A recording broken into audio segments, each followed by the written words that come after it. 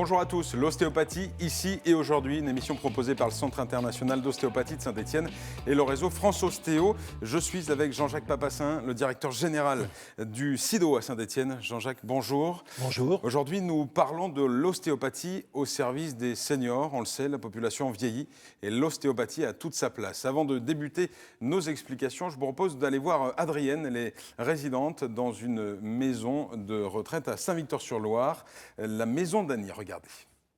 Ah ben, je sens une amélioration malgré tout. Oui, la nuque, le dos surtout.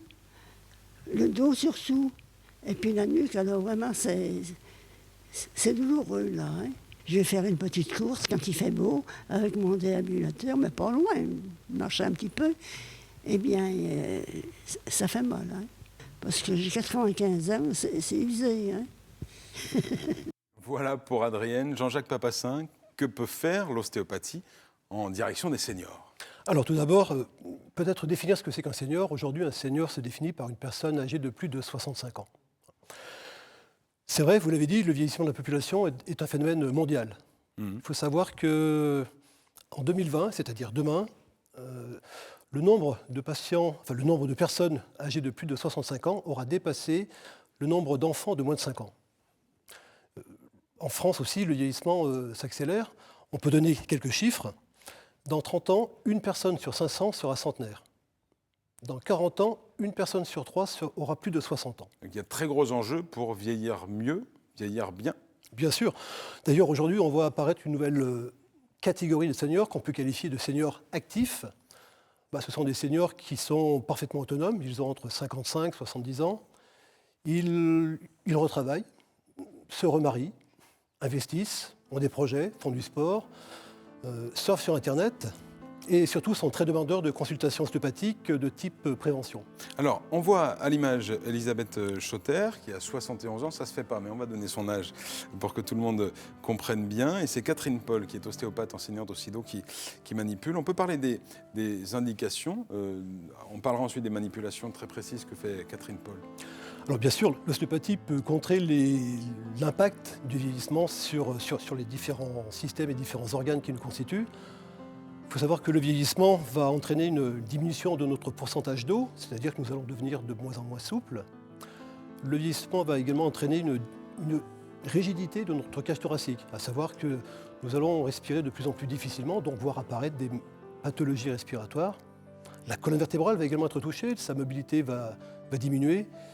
Et chose qu'on oublie aussi souvent, c'est que le transit digestif sera fortement perturbé.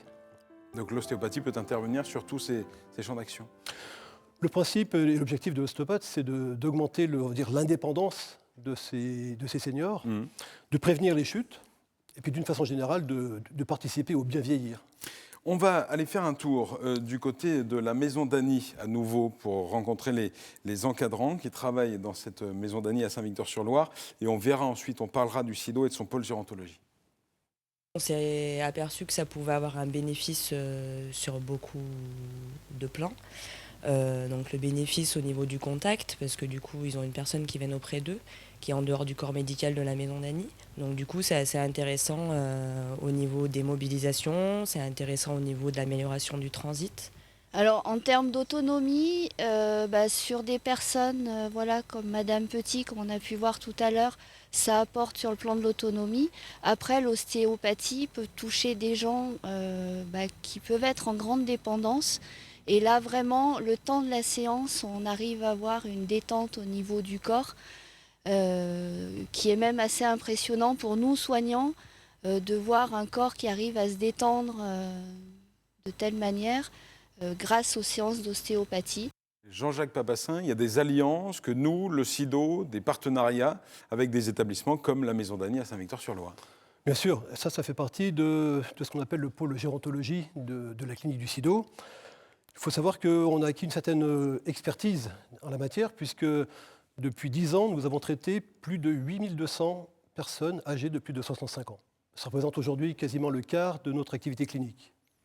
Et donc il y a des conférences internationales sur lesquelles pendant lesquelles vous présentez les résultats. Absolument, notre expertise nous permet aujourd'hui non seulement de participer à des travaux, de les présenter au niveau international, mais également de former les ostéopathes professionnels aux techniques appropriées aux personnes âgées.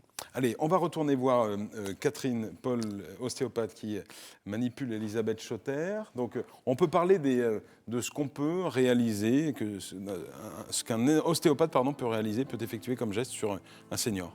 Bien sûr. Alors, il faut savoir que chez ces sujets fragilisés, on utilise essentiellement des techniques rythmiques. Par exemple, ici, Catherine va mobiliser la hanche et le bassin de cette personne comme ceci, voilà.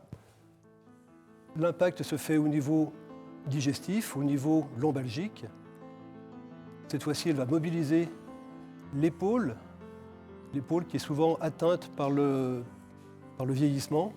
Donc, elle utilise des manœuvres rythmiques, parfaitement indolores, et elle enchaîne avec des manœuvres qui vont mobiliser, assouplir la cage thoracique pour faciliter la respiration. On sent qu'Elisabeth est très à l'aise, elle sourit, tout va bien.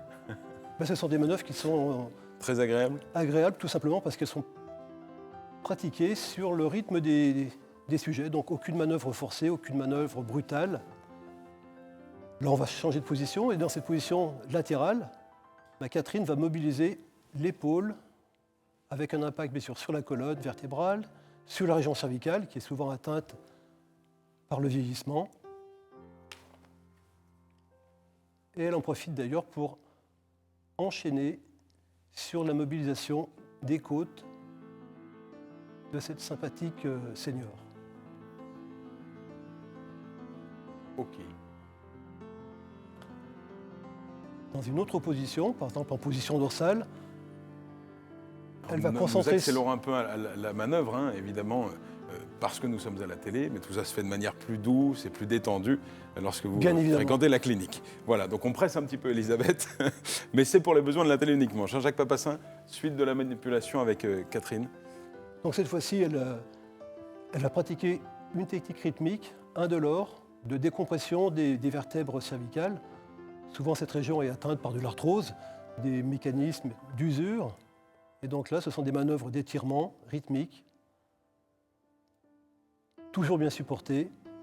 Petite question, à partir de quel moment est-ce qu'on en ressent les bienfaits? Il faut compter un certain temps après la séance?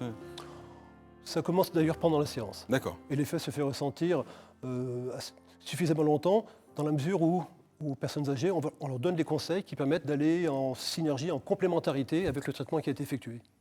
Merci beaucoup Catherine Paul, merci beaucoup Elisabeth pour cette démonstration, merci Jean-Jacques pour les explications. Je rappelle que vous êtes directeur général du SIDO à Saint-Étienne. On se retrouve bientôt pour d'autres explications autour de l'ostéopathie.